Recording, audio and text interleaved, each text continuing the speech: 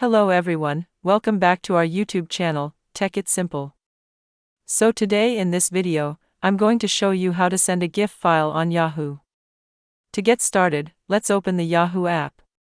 Here, to send a GIF file on Yahoo, let's click on the pencil icon that is located on the top right corner.